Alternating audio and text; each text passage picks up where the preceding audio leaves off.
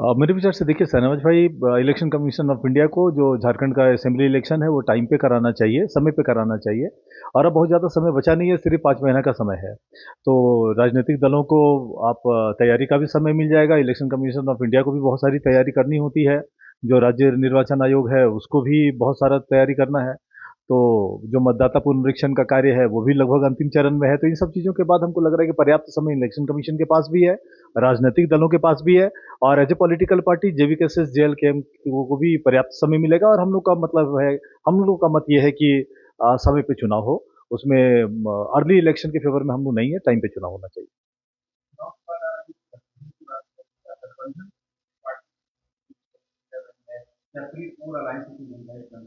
देखिए ऐसा है कि गठबंधन के फेवर में तो पार्टी नहीं है। लेकिन एक चीज़ तो है कि जो नॉन इंडिया अलायंस के जो पार्टियां हैं या जो नॉन एनडीए अलायंस की जो पार्टियां हैं, उससे अलग जो लोग हैं, यानी कि जो लोग ना एनडीए में है ना इंडिया में है, तो उन लोगों के साथ हम लोग बैठ सकते हैं, बातचीत कर सकते हैं, व्यू पॉइंट हम लोग एक्सचेंज कर सकते हैं। और एक दूसरे के मन में क्या है उसको हम लोग टटोल सकते हैं। और एक देखिए सबके साथ मिलकर चलने से झारखंड की राजनीति में आमूल परिवर्तन होगा। लेकिन हम लोग टाइगर जयराम महतो का जो नेतृत्व स्वीकार करेंगे, सिर्फ ऐसे दलों के साथ बैठेंगे, सिर्फ ऐसे नेताओं के साथ बैठेंगे जिनको टाइगर जयराम महतो के नेतृत्व में भरोसा हो।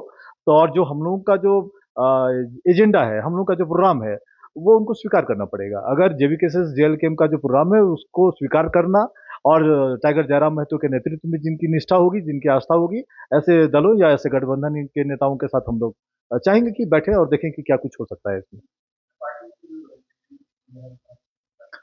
देखिए हमको लग रहा है कि जो इन्फॉर्मेशन हमारे पास है उसमें हमको लग रहा है कि 1-2 दिन के अंदर वीसी होना चाहिए और 8 दिन के अंदर सर्टिफिकेट आएगा पार्टी का। और उसके बाद फिर सिंबल अलॉटमेंट का जो प्रोसेस है उसको इनिशिएट किया जाएगा। अब बिल्कुल ये तय है कि जब नवंबर में चुनाव होंगे तो जो जेबीकेएस और जेएलकेएम के जो उम्मीदवार होंगे, खास करके पार्टी रजिस्टर्ड हो जाएगी, इसलिए झारखंड लोकतांत्रिक क्रांतिकारी मोर्चा के जो उम्मीदवार होंगे वो अपने सिंबल पे असेंबली का चुनाव लड़ेंगे।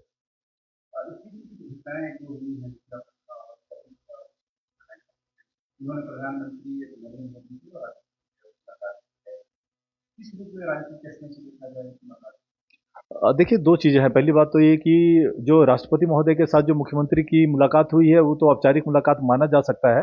लेकिन प्रधानमंत्री के साथ जो मुलाकात हुई है, उसका राजनैतिक अर्थ भी निकाल सकते हैं। उसके 2 मतलब है कि एक मुख्यमंत्री अपने प्रधानमंत्री से मिल रहे हैं, एक तो ये एक औपचारिक लाइन है। दूसरा ये है कि झारखंड मुक्ति मोर्चा के जो कार्यकारी अध्यक्ष हैं, वर्तमान में जो मुख्यमंत्री हैं, तो उनके ऊपर जिस ढंग से ईडी ने काम किया है और ईडी के चार्जेस के बाद वो गए हैं अंदर, और अब वो बाहर निकले हैं और दोबारा वो चंपई सोरेन जी को हटा करके मुख्यमंत्री बने हैं। तो हो सकता है कि ये राजनीतिक अर्थ भी हो। वो भारतीय जनता पार्टी के कद्दावर नेता हैं, वो देश के प्रधानमंत्री हैं। तो शायद उस मामले पर भी वो गए होंगे बातचीत करने के लिए। और इस चीज को देखिए, प्रधानमंत्री के साथ जो मुलाकात हुई है हेमंत सोरेन जी की, उसको हम लोग इस रूप में भी लेते हैं कि जो विधानसभा का जो चुनाव है उसको लेकर के भी कुछ खिचड़ी पक सकता है, ऐसा हम लोगों का आशंका है। बट जब तक चीजें फिल्टर नहीं होंगी तब तक कहना मुश्किल है कि ये स्टेट चीफ और नेशनल चीफ के बीच की मुलाकात भी है, और भारतीय जनता पार्टी के नेता और जेएमएम के नेता के बीच की भी मुलाकात है। तो इसका राजनीतिक अर्थ हो सकता है, समय आने पर ही पता चलेगा। बट हम लोगों को शक है कि कहीं ना कहीं विधानसभा चुनाव को लेकर के कुछ बातें हुई होंगी।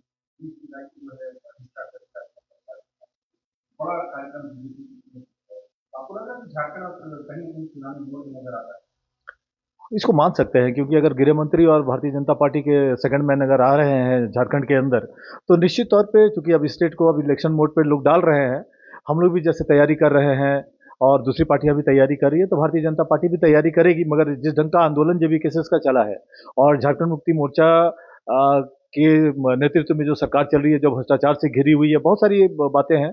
तो हमको लग रहा है कि इस बार के असेंबली इलेक्शन में जो एनडीए अलायंस है और जो इंडिया अलायंस है उसके लिए बहुत ज्यादा चांस नहीं है।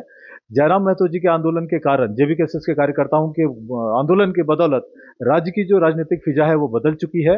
और हमको लग रहा है कि तीसरा विकल्प राज्य के लोग मान रहे हैं, और तीसरा विकल्प जो डिमांड है राज्य के लोगों का, उसको फुलफिल करने में हम लोग कामयाब होंगे। और हमको लग रहा है कि सत्ता में भागीदारी इस बार हम लोग की होने जा रही है। एनडीए और इंडिया अलायंस दोनों के लिए इस बार मुश्किल होगी।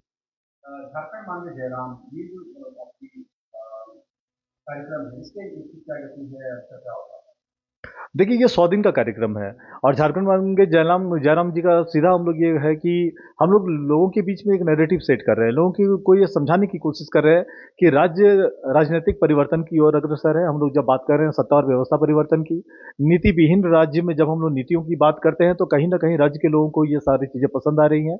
जब हम लोग ये कह रहे हैं कि विस्थापन और पलायन यहाँ की बड़ी समस्या है, तो जब इसको लेकर के हम लोग लोगों के साथ जब बात करते हैं तो दर्द लोगों का अच्छा लगता है। तो हम लोगों ने 100 दिन का ये कार्यक्रम दिया है कि लगभग 30 लाख कार्यकर्ता सक्रिय किए जाएंगे और इन 30 लाख कार्यकर्ताओं को 29,521 बूथों पर भेज करके हर बूथ से 500 लोगों को यानी 100 परिवारों को हम लोग जोड़ने की कोशिश कर रहे हैं। और हम लोग एक तरह से तैयारी कर रहे हैं कि हर एक बूथ से पार्टी को 500 वोट मिले, ये लक्ष्य पार्टी ने मतलब निर्धारित किया है। तो निश्चित तौर पे जो झारखंड मांगे जयराम एक बहुत महत्वपूर्ण आयोजन है, एक बहुत महत्वपूर्ण अभियान है 100 दिनों का, जिसमें जेबीकेएसएस के जेल के जो केंद्रीय पदाधिकारी है, जो जिला स्तर के पदाधिकारी है, जो प्रखंड और पंचायत स्तर के जो पदाधिकारी है, इन सबको काम में लगाया जा रहा है। और बूथ स्तर पर जो कार्यकर्ता डेप्यूट किए जा रहे हैं उनको एक लक्ष्य दिया गया है, एक बड़ा लक्ष्य है, क्योंकि जब तक आप सेट बड़ा गोल अगर आप सेट नहीं करते हैं तो राज्य के अंदर सत्ता और व्यवस्था परिवर्तन संभव नहीं है। और टाइगर जयराम महतो जी के नेतृत्व में जिस ढंग से लोगों का एक आस्था है, लोगों की जो एक जगी है आस, उसको हम लोग पूरा करने में सक्षम होंगे। ये महत्वपूर्ण जिम्मेवारी कार्यकर्ताओं को सौंपी गई है।